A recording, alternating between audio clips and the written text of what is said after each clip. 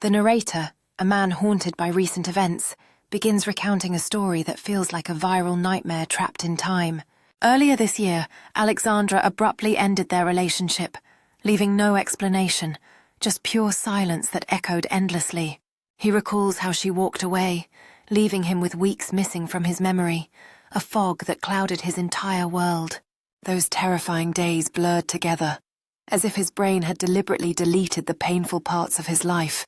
3 days ago, a mysterious package arrived, a diary from Alexandra with no note or return address attached.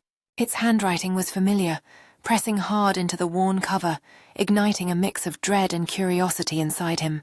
He knew instinctively he shouldn't open it, but curiosity was a force stronger than fear, pulling him into uncharted territory. With trembling hands, he cracked open the diary and stepped into the lost weeks of his obscured past.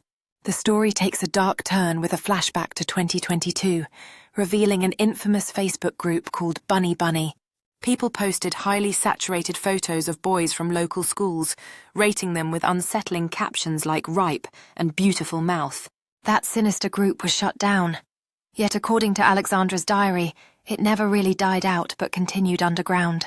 The man's voice, the one speaking through the pages, starts to reveal horrifying truths from the diary's entries.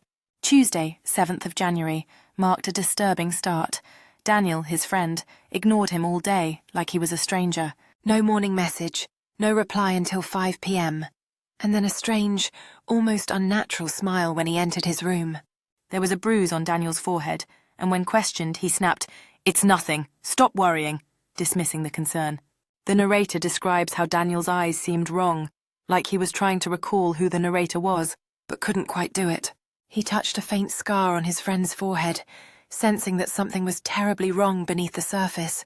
Friday, 10th of January, detailed Daniel's strange behavior, skipping classes, forgetting plans, and losing things randomly. A peculiar smell emanated from Daniel's bed, one sweet yet rotten, hinting at decay lurking beneath his skin.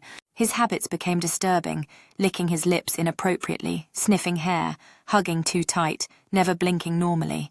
Despite begging him to shower and brush his teeth, Daniel's skin grew more ashen, grey, a sign of something unnatural.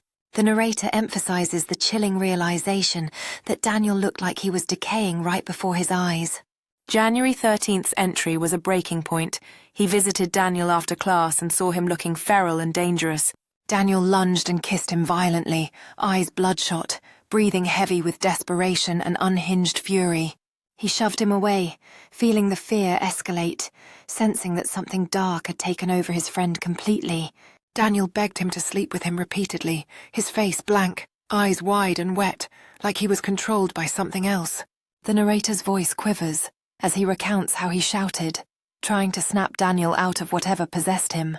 In that moment, he noticed movement under the bed, a pale hand crawling out, followed by a grotesque corpse-like figure.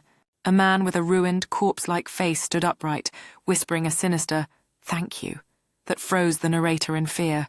The sight was so horrifying that he ran blindly, dropping the diary in his panic, lungs gasping for air. He fled to his parents' house, where he hoped safety would shield him from the unthinkable truth.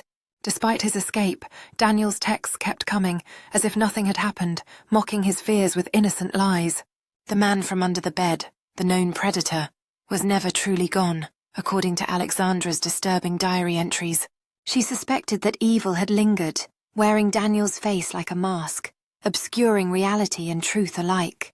She believed it wasn't Daniel himself, but a horrifying entity taking his form to manipulate and deceive. On January 17th, Alexandra's last entry confirmed the deadly truth.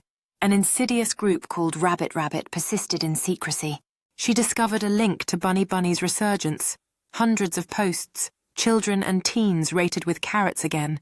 The chilling photos started circulating again, displaying oversaturated faces with grotesque captions and unsettling comments.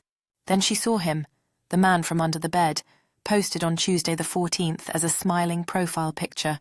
His profile name, Elmer Fudd, a name that only added to the horrifying irony of the situation.